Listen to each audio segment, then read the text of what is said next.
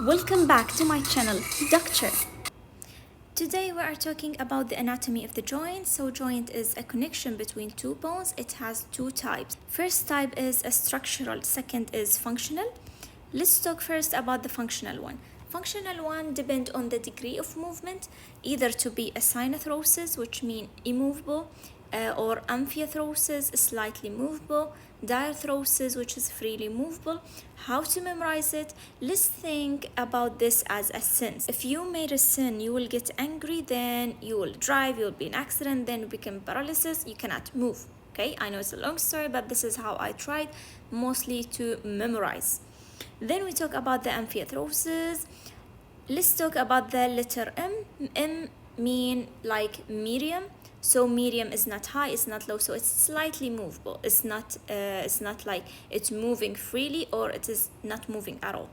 Then the last one, which is diarthrosis, the wrist. Okay.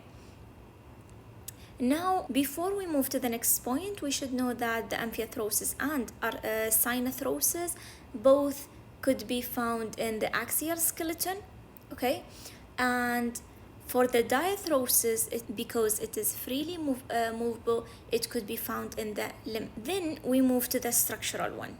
Structural mean it depends on the material bind to bone at articular surface. Fibrous type, we mean we have a fibrous joint by a fibrous tissue. The fibrous tissue is a dense regular connective tissue. Okay, you should know here that there is no joint cavity present and they are mostly immovable or only slightly movable. Okay, but in your mind that suture is the shorter one. Symphysis is big and socket fibrous joint. And then this is the first type. Second type, which is a cartilaginous by cartilage, which could be synchondrosis or symphysis. Okay, let's see it here. So the synchondrosis, okay, it's bone united by a hyaline cartilage. Okay, it could be in the epiphyseal plate, temporary hyaline cartilage joint, or could be between the first rib and the sternum here. Second, we're talking about the symphysis, which is a bone united by a fibrocartilage.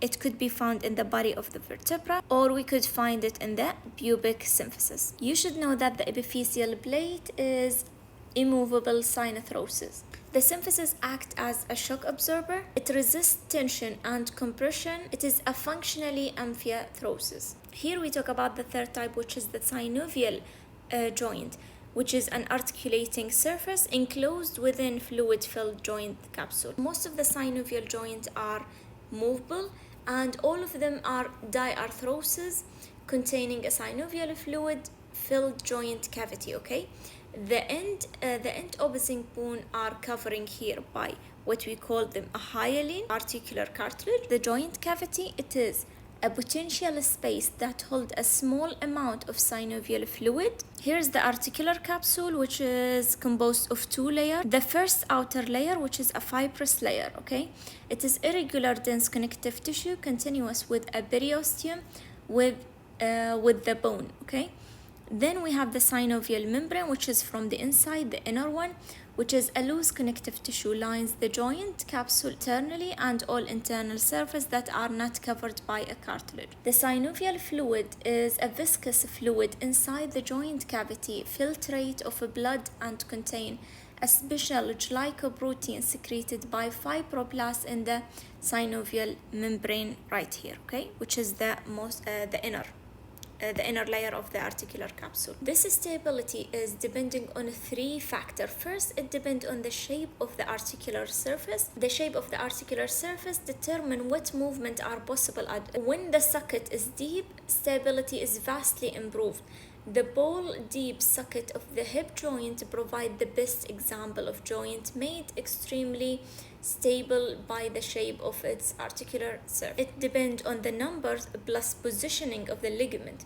So the capsule and ligament of the synovial joint unite the bone and prevent excessive or undesirable motion. As a rule, the more ligament a joint has, the stronger it is. Then we talk about the muscle tone. The muscle tone is extremely important, reinforcing the shoulder and knee joint and the arch of the foot. Now we have to talk about the stability of the synovial joint. We are going to talk about the types of synovial joint as it's classified into functionally and structurally. You could see it here. Functionally, it could be a non-axial, which means bones do not move around specific axis. It could be a uniaxial, which means the movement occur around a single axis. It could be biaxial, which means the movement occur around two axes, or multiaxial, which means the movement occur around all three axes along all body planes. Okay. Structurally, the synovial joints are classified depending on their shape as a plane, hinge, condylar, saddle, ball, and socket. Okay.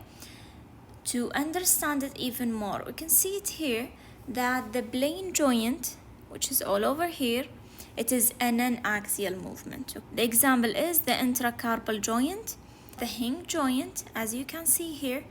It is a uniaxial movement. Then we're talking about the condylar joint, which is a biaxial movement, as you can see here, which is example is metacarpophalangeal knuckle joints. Then we talk about the saddle joint. It is a biaxial movement.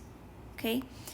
Finally, we have ball and socket joint, which is a multi-axial movement. As you can see here, the example is shoulder joint and hip joint. Thank you for listening. Please like, share, and subscribe.